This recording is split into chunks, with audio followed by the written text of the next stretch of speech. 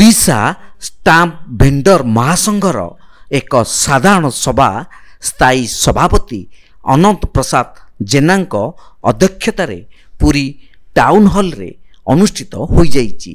ଏହି ସଭାରେ ଓଡ଼ିଶାର ଷ୍ଟାମ୍ପ ଭେଣ୍ଡରମାନଙ୍କୁ ଇ ଷ୍ଟାମ୍ପରେ ନିଯୁକ୍ତି ଦିଆଯାଇଥିବାରୁ ମାନ୍ୟବର ହାଇକୋର୍ଟଙ୍କୁ ଓ ଓଡ଼ିଶା ସରକାରଙ୍କୁ ଧନ୍ୟବାଦ ଅର୍ପଣ କରାଯାଇଥିଲା। ଏଥିସହିତ ସମସ୍ତ ଷ୍ଟାମ୍ପ ଭେଣ୍ଡରମାନଙ୍କୁ ବସିବା ପାଇଁ ଘର ଯୋଗାଇ ଦେବା ପାଇଁ ମାନୁଆଲ ଷ୍ଟାମ୍ପ ପେପର ସହିତ କୋର୍ଟ ଫି ପର୍ଯ୍ୟାପ୍ତ ପରିମାଣରେ ଯୋଗାଇ ଦେବା ପାଇଁ ଦାବି ରଖାଗଲା।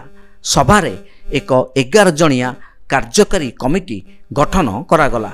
ସଭାପତି ଅନନ୍ତ ପ୍ରସାଦ ଜେନା, ଉପସଭାପତି ଅଶୋକ ଗୁରୁ, ସମ୍ପାଦକ ରାମକୃଷ୍ଣ ପରିଡ଼ା, ସହ ସମ୍ପାଦକ ଚନ୍ଦନ ସିଂ ଓ ପ୍ରକାଶ ନାୟକ, କାର୍ଯ୍ୟକାରୀ ସମ୍ପାଦକ ସୁକାନ୍ତ କୁମାର ମହାନ୍ତି ଓ କାର୍ଯ୍ୟକାରୀ ସଭ୍ୟ ଭାବେ ବେଣୁଧର ନାୟକ, ସନ୍ତୋଷ କୁମାର ଦେ, ନିଶିକାନ୍ତ ଜେନା, ପରମାନନ୍ଦ ପଟ୍ଟନାୟକ ସମେତ ବହୁ ଷ୍ଟାମ୍ପ ଭେଣ୍ଡରମାନେ ଉପସ୍ଥିତ ଥିଲେ। କ୍ୟାମେରା ପର୍ସନ ରବି ଜେନାଙ୍କ ସହ ସୁଧାଂଶୁ କରଙ୍କ ରିପୋର୍ଟ, ତୀର୍ଥକ୍ଷେତ୍ର ଲାଇଭ୍।